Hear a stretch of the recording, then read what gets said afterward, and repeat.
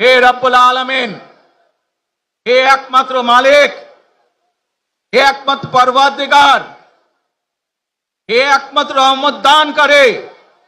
হে একমাত্র সাহায্যকারী, আজ আপনি যদি আমাদেরকে রহমত দেন, তাহলে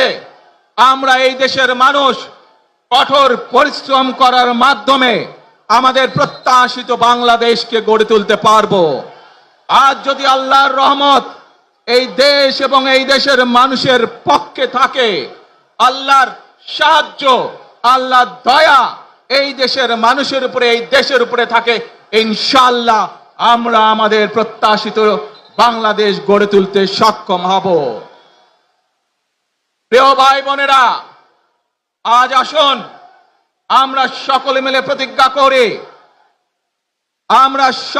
প্রতিজ্ঞা করি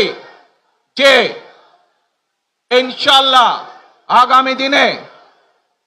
দেশ পরিচালনার দায়িত্বে যারা আসবে, আমরা সকলে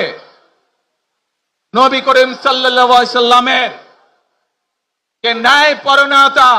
সেই ন্যায়পরায়ণতার আলোকে আমরা দেশ পরিচালনার